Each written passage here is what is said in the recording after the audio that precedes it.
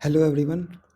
तो आज हम लोग बात करने वाले एक ऐसे स्टॉक के बारे में जो कि बैंकिंग सेक्टर से बिलोंग करता है और जो कि बहुत ज़्यादा रिस्की है।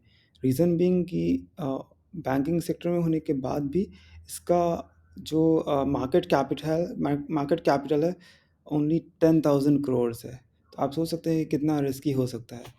तो ठीक है, हम एनालिसिस स्टार्ट करते हैं। Just to let you know, so ये कोई रिकमेंडेशन नहीं है कि आप बाई करो या सेल करो। This is just for education purpose. Okay, तो स्टार्ट करते हैं। तो हमारा बैंक का नाम है city union bank limited. Okay, तो इसके बारे में थोड़ा सा देख लेते हैं हम पहले। ये जो बैंक है, ये इसका segment include the treasury, corporate, wholesale banking, retail banking and other banking operation. अगर हम अ, कार की बात करें 21% है, और ग्रॉस नेट एनपीए की बात करें तो 3%, अप्रॉक्सीमेट 2.34% है I guess. And CASA ratio की बात करें तो 32%। तो आप ये देख सकते हैं कासा से और एनपीए से कितना ज़्यादा रिस्की है ये। नॉर्मली अगर हम एक हेल्दी कासा होने के लिए, हेल्दी बैंक का कासा होने के लिए अगर रिटेल सेक्टर की बात करें तो मतलब 50% के आसपास होना इज़ वेरी वेरी गुड। अगर हम आईडीएफसी की बात करें तो आई गेस उसका 44 या 49% तक आसा है। अगर हम इसकी बात करें तो सिटी यूनियन बैंक का ओनली 32% है। लेकिन हम फिर भी इसके बाद भी हम क्यों एनालिसिस कर रहे हैं, इस पे हम आगे जानेंगे।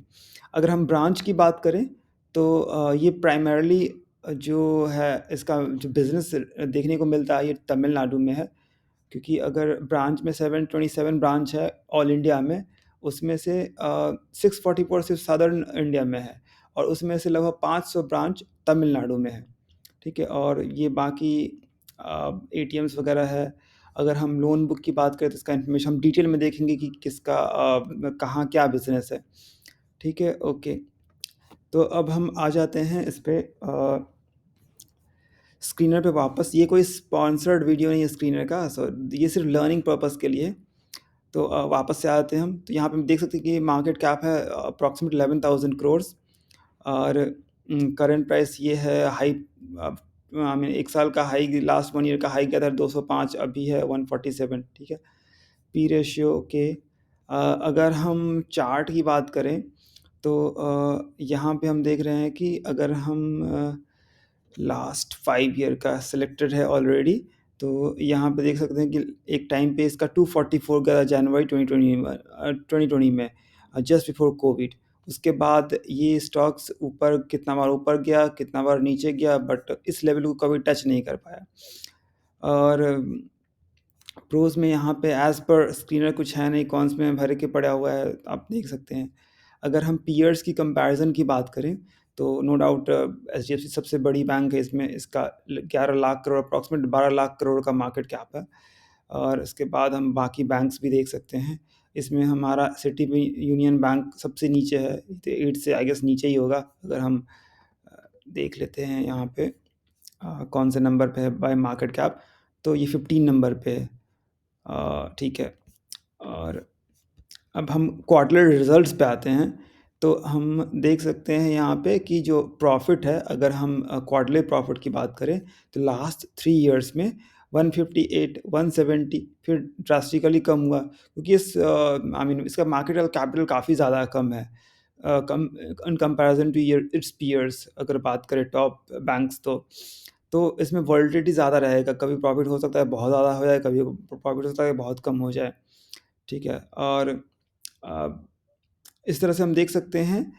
यहाँ पे फिर हमारा जून 2021 में है 173, फिर 182, 196, 209, फिर 225, 276, फिर यहाँ से थोड़ा सा ड्रास्टिकली डाउन हुआ, एंड यहाँ पे थोड़ा सा फिर इंक्रीज़ हुआ।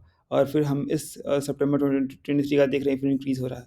तो हम देख रहे हैं लेफ़्ट टू राइट, यहाँ पे हमारा ऊपर ही जा रहा है। अप्रॉक्सीमेट हमारा 3 साल में देख रहे हैं तो नेट प्रॉफिट ऑलमोस्ट डबल हो चुका है।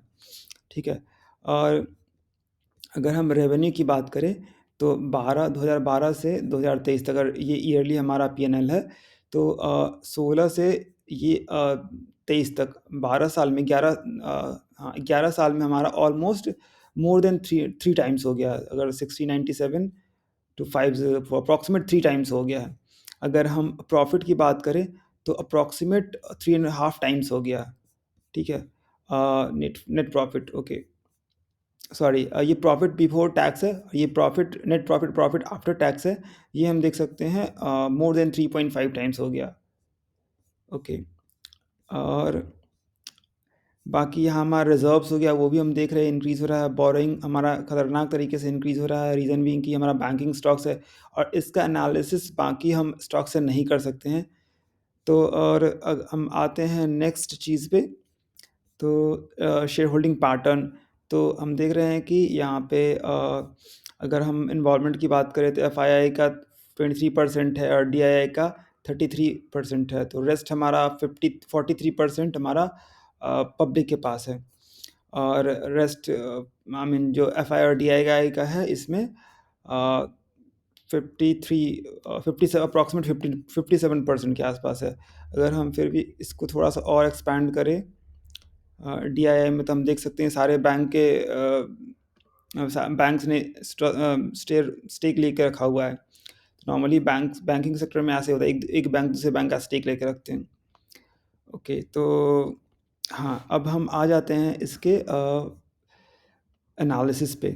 तो एक हम पीपीटी लास्ट नवंबर Q2 का हम ओपन करेंगे, तो हम इसको डिटेल में समझने की कोशिश करेंगे कि क्या रीज़न है जिसके कारण हमें ये स्टॉक को स्टडी करना चाहिए।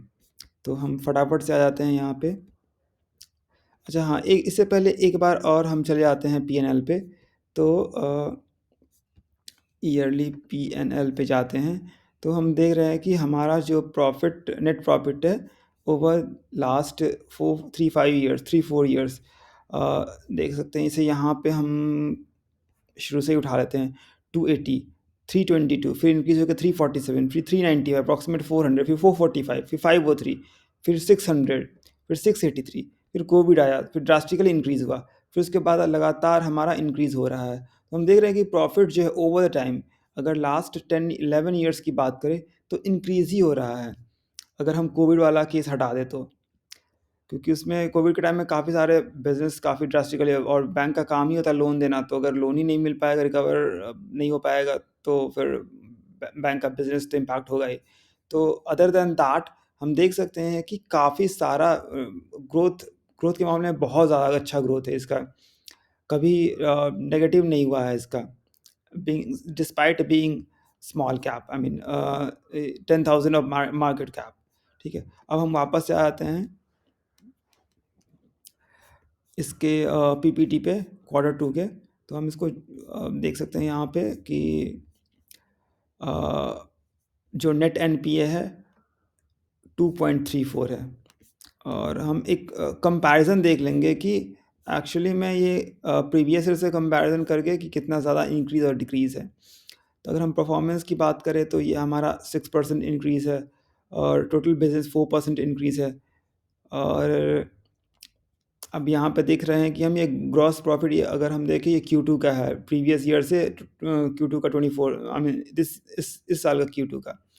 तो हम देख रहे हैं कि ग्रॉस प्रॉफिट हमारा डिक्रीज़ हुआ है, सिर्फ क्वार्टरली है। तो हम अगर हम प्रॉफिट और लॉस देखना होता है तो हम एज अ होल देखते हैं, ऐसा नहीं कि एक क्वार्टर में कम होगा तो सारा ही ख़राब हो गया। तो ओवरऑल हम देखते हैं कि एक साल में कितना प्रॉफिट हुआ, कितना लॉस हुआ, based on the previous year, ठीक है। तो अगर इसका ये परफॉर्मेंस है H1 हाफ ईयरली का दिया हुआ है यहाँ पे, और थोड़ा सा और नीचे आते हैं हम, तो हम कंपैरिजन देखेंगे, ओके। तो अगर हम फाइनेंशियल परफॉर्मेंस की बात करें, तो अगर हम फाइनेंशियल 22 और 23 में देख रहे हैं, तो यहाँ पे अगर डिपॉजिट्स की बात करें तो 4,76,000, ओके। तो ये मिलियंस में है, ठीक है। तो 476 बिलियन रुपीज़ हो गया, मिलियन बिलियन, हाँ, 476 बिलियन रुपीज़ हो गया, और जो कि हमारा इंक्रीज़ होकर 523 बिलियन हो गया। यही हमारा कैसा में, I mean cash current account saving account में रिफ्लेक्ट होता है। अगर हम एनपीए की बात करें, तो अगर हम नेट एनपीए देखें तो हमारा प्रीवियस ईयर में था 2.95%, जो कि अब हो गया 2.36%। थोड़ा सा और नीचे आ जाते हैं हम, तो प्रोविजनिंग करने इसका परसेंटेज हम देखते हैं, ओके। तो हम यहाँ पे प्रोविजनिंग और नीचे आ जाते हैं,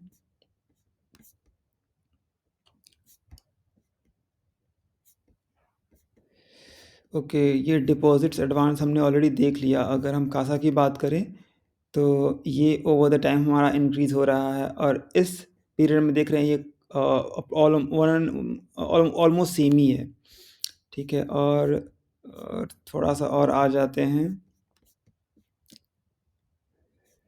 cost of fund, cost of deposits, यहाँ हम देख रहे हैं कि किस तरह से मेंटेन्ड है।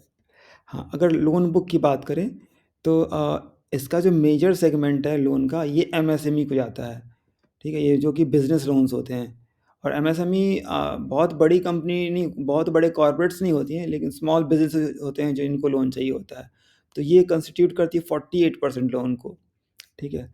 उसके अलावा टर्म लोन है और cash, credit and demand loan है, ठीक है? तो अगर हम सिक्योर्ड लोन और अनसिक्योर्ड लोन की बात करें, तो इसका जो 99% है ये सिक्योर्ड लोन है और जो टोटल अनसिक्योर्ड लोन है 1% ओनली। तो मतलब अगर इस पैरामीटर को देखें तो ये काफ़ी सिक्योर्ड लोन है, जाके जो कि अगर जस्ट इन केस अगर पे नहीं कर पाता है लेंडर, आई मीन सॉरी, जो कर्ज़ लेने वाला, तो वो एसेट बेच के रिकवर कर सकती है लोन। अगर हम लोन बुक सेक्टर का बात करें तो यहाँ पे हम देख रहे हैं कि इस तरह से अलग-अलग सेगमेंट में इस तरह से है। और अगर यहाँ पे हम देख रहे हैं कि 42% एमएसएमई को ही है और इसमें 48% ट्रेडिंग एंड ओके। सो यहाँ पे ट्रेडिंग और एमएसएमई को 48% है, जिसमें कि एमएसएमई का सिर्फ़ एमएसएमई का 42% है। तो ये देख रहे हैं कि कितना मेजर सेगमेंट है जो कि एमएसएमई लोन लेके रखा हुआ है। अब ये भी है, रिस्क ये है कि अगर एमएसएमई कल हो के कुछ इकोनॉमी स्लो डाउन होती है, किसी रीज़न से बिज़नेस इम्पैक्ट होता है, तो इस पे बहुत ज़्यादा इम्पैक्ट करेगा। लेकिन based on current growth of India, जो हम देख रहे हैं कि कितना ज़्यादा इकोनॉमी में बूस्ट आ रहा है और कितना ज़्यादा इकोनॉमी ग्रो करने वाला है, तो हाईली डाउटफुल कि ऐसा कुछ इम्पैक्ट आएगा, बट होने को कुछ भी हो सकता है, स्टॉक मार्केट है, मतलब एक एक चीज़ इधर से उधर हो जाएगी तो बहुत सारा चीज़ इम्पैक्ट हो जाता है। But just to be on safer side, we have to consider कि इसमें 42% मेजर पोर्शन इसका एमएसएमई का है, ठीक है? तो इसीलिए यही एक रीज़न है, अगर एमएसएमई को ज़्यादा लोन जाएगा, अगर कोई इम्पैक्ट आया इकोनॉमी में, तो वो लोन कंपनी पे नहीं कर पाएगी। तो इसलिए हमने देखा था कि कितना ज़्यादा ड्रास्टिकली कोविड के टाइम पे स्टॉक क्रैश हुआ था, ठीक है? और लोन बुक में हम देख रहे हैं कि ये अलग-अलग इंडस्ट्रीज़ को जिसने लोन दे के रखा हुआ है, ठीक है? यहाँ टेक्सटाइल है, कॉटन है, मेटल्स है, मेटल में हमारा तो ना के बराबर है, आयरन स्टील है, पेपर प्रोड है, फूड प्रोसेसिंग है, बहुत सारे सेक्टर्स को लोन दे के रखा हुआ है। और गोल्ड लोन की बात करें तो गोल्ड लोन में भी इतना ही कंट्रीब्यूशन है। ओके, ये हमारा इम्पोर्टेंट पैरामीटर है किसी अगर बैंकिंग स्टॉक में हम इन्वेस्ट करते हैं तो, क्योंकि 3 चीज़ें होती हैं। एक तो हमारा होता है प्रॉफ़िट होता है, प्रोविज़निंग होता है और एनपीए होता है। तो प्रॉफ़िट जितना अच्छा उतना अ, अच्छा माना जाता है किसी भी स्टॉक के लिए। अगर प्रोविज़निंग और एनपीए की बात करें तो वो जितना कम रहे उतना अच्छा होता है। ठीक है? तो अगर हम नेट की बात करें तो अ,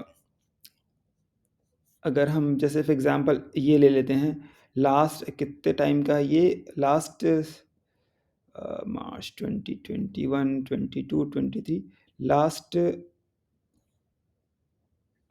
5 इयर्स का देख रहे हैं, ठीक है? तो लास्ट 5 इयर्स में ये कोविड का टाइम था, 2.29 से 2.97 हो गया, अप्रॉक्सिमेट 3% गया। फिर उसके बाद क्या हुआ कि अगले साल हमारा अप्रॉक्सिमेट कंसोलिडेट ही थोड़ा-सा कम हुआ, फ्लैट ही ऑलमोस्ट हम कह सकते हैं, 2.95। उसके बाद हम देख रहे हैं कि 2023 में मार्च में सॉरी, ये आई गेस ये 4 साल का है और 4 and half 4 and half years का है। तो उसके बाद हम देख रहे हैं कि 2.3% से काफ़ी कम हुआ, 2.36%। उसके बाद फिर ऑलमोस्ट फ्लैट रहा 2.51% और 2.34%। तो हम इससे देख सकते हैं कि बैंक ने कितना इम्प्रूव किया है अपने एनपीए को डाउन करने के लिए, ठीक है? तो ये एक पॉज़िटिव बात है, ठीक है? और अब अगर हम ईयरली की बात करें, तो यहाँ भी हम सिमिलर स्टोरी देख रहे हैं। 1.81, फिर 2.29, फिर 2.97 और फिर हमारा अभी क्या है 2.34 अभी Q2 तक, ठीक है। और यहाँ पे अभी ये बोरोवर का डिटेल है,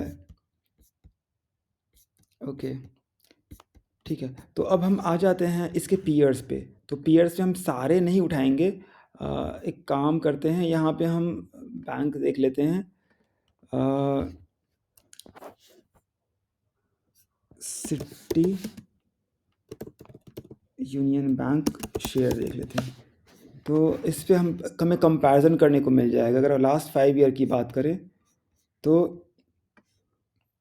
23%, अगर टॉप से देखें तो हमारा कितना डाउन है, 39%, ठीक है। टॉप से ऑलमोस्ट 39%, 40%, ओके, सो 40% के हम कह सकते हैं कि डाउन है। अगर हम इसके पीयर्स की बात करें तो पीयर्स से हम सारे ही नहीं उठाएंगे, पीयर्स में हम कंपैरिजन करेंगे सिमिलर रेंज में लाइक करने वाला, एज इन कि उसके आसपास का मार्केट कैप वाला। तो हम करते हैं क्या है कि सिटी यूनियन बैंक है ये, यहाँ से हम 50,000 करोड़ तक का मार्केट कैप ले लेते हैं, ठीक है। तो अगर हम, चलिए ये यहाँ तक IDFC तक का उठा लेते हैं। अगर हम यहाँ पे देखेंगे IDFC का, अगर हम फटाफट से चार्ट देख लेते हैं लास्ट 5 ईयर्स का, तो हम देख रहे हैं कि यहाँ पे इंक्रीज़ हो रहा है ओवर टाइम, ठीक है। अगर हम IDFC के बाद हम येस बैंक का देखें तो इस पे तो कंपैरिजन करने का कोई मतलब ही नहीं, क्योंकि ऑलरेडी बहुत ख़राब फेज़ से गुज़र रहा है, अभी तक रिकवर नहीं हुआ है। और अगर हम इसकी बात करें और AU फाइनेंस बैंक का, तो इसमें भी देख रहे हैं कि हमारा इंक्रीज़ लेफ्ट राइट इंक्रीज़ हो रहा है अभी। अगर हम फेडरल बैंक की बात करें तो फेडरल बैंक भी हमारा सिमिलर स्टोरी है, लेफ्ट टू राइट अभी इंक्रीज़ ही हो रहा है लास्ट 5 ईयर्स की बात करें तो। नेक्स्ट हम देख लेते हैं बंधन बैंक। बंधन बैंक की बात करें तो लास्ट 5 ईयर में ये हमारा डाउन जा रहा है, तो इसका यूज़ केस अलग है, हम इसको बाद में स्टडी करेंगे, ये इसका रीज़न डाउन जाने का अलग रीज़न है, ठीक है। और हम क्या करते हैं, RBL देख लेते हैं। तो RBL का भी हम देख रहे हैं कि इसका डाउन ही जा रहा है, इसका भी यूज़ केस अलग है। और ये इसका देख लेते हैं उज्जीवन फाइनेंस बैंक, ये ऑलरेडी ब्रेकआउट दे चुका है काफ़ी अच्छा खासा 5 ईयर्स, ठीक है। तो काफ़ी देर मतलब 15-14 रुपये से लेके अभी तक 60 रुपये तक पहुंच चुका है। तो अगर हम बिज़नेस की बात करें, ग्रोथ की बात करें, तो बंधन बैंक, RBL बैंक को छोड़ के ये एक इकलौता ऐसा बैंक है,